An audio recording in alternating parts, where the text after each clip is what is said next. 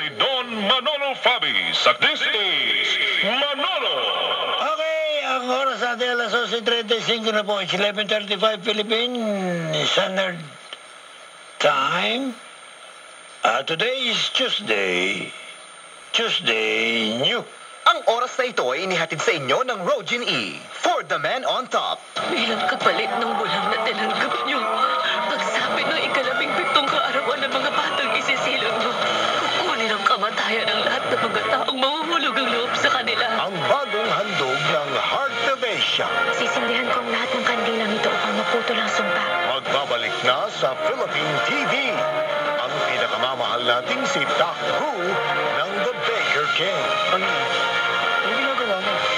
Napakalakas ng tibok ng puso mo. Ang bigating fantasy dramang inyong aabangan tuwing umaga. Mirror of the Witch. Weekday morning sa GMA. Naghahanap ka ba ng trabaho o kaya'y nais magkaroon ng negosyo?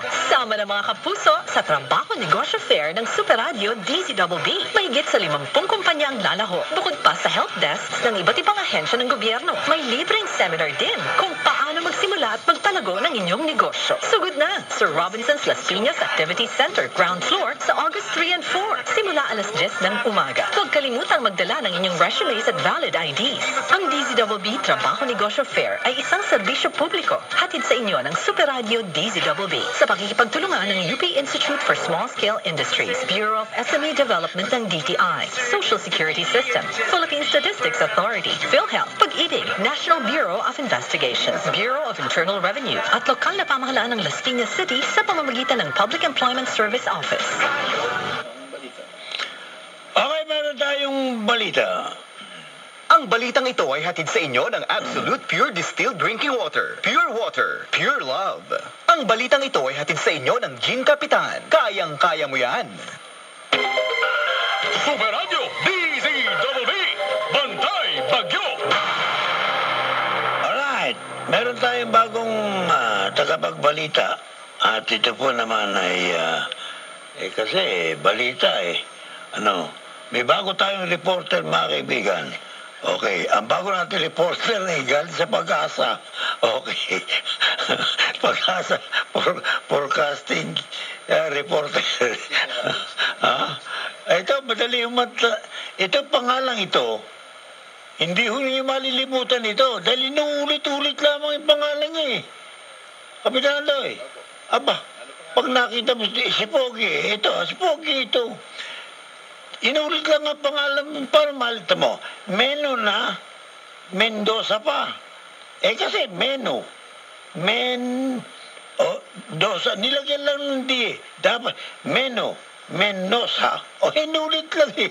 Ikaw talaga, Meno. Meno! Magandang gabi sa'yo, Meno!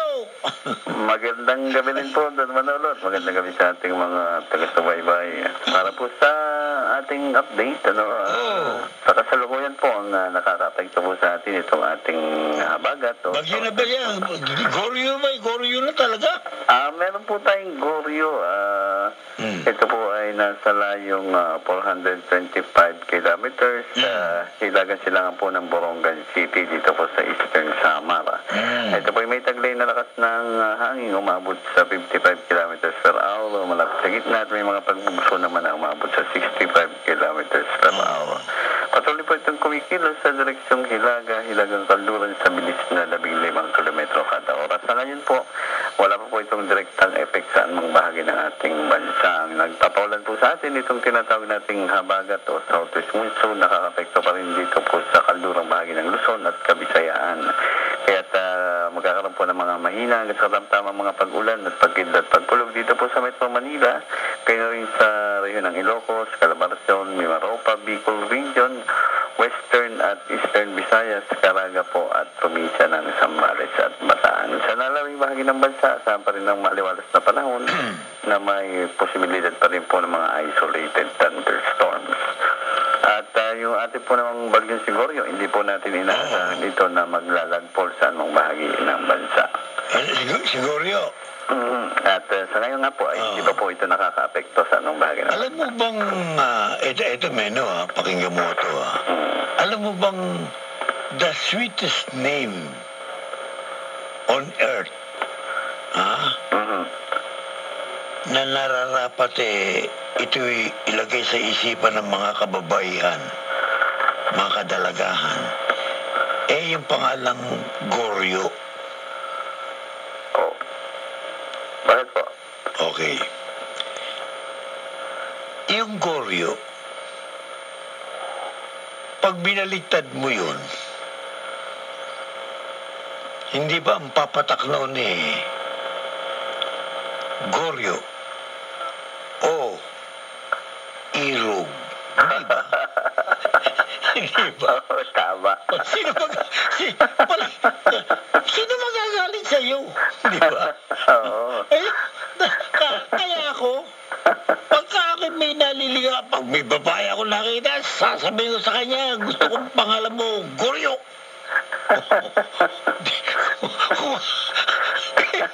Di ba? Oo, tama. Di ba? Kaya yan, kita mo na nagpakita ng ganda yan si Goryo sa atin. Kita mo mukhang wala ng balak namang manalanta sa atin, di ba? Opo. Oo. Yan pag umuwi yan magdi-dinner kami yan. Sige. Pero bilib ako sa pangalan mo, pare. Meno na Mendoza pa. Oo, talagang pinag-isipan ng nanay at tatay yan, ano? Oo. Okay. Sige po. Oh, sige. Basta pinakamagandang pangalan Itlong. Yung aming itlog. Yung partner ko dyan, tulog na ba? Ano po ngayon? Day off. Nako, naisahan naman ako. Naniningil yun, naniningil. Salamat mo na, Sige po, salamat. Thank you. Si Meno Mendoza, mga kaibigan. Mapakabait na tao niyan, mga kababayan. Mapakabait na tao niyan. Superadio DZBB, Bantay Bagyo. Ang balita ito ay inihatid sa inyo ng Absolute Pure Distilled Drinking Water. Pure water, pure love. Ang balitang ito ay inihatid sa inyo ng Gin Kapitan. Kayang-kaya mo yan. Nagbabalik si Don Manolo Fabi sa kanyang palatuntunang This is Manolo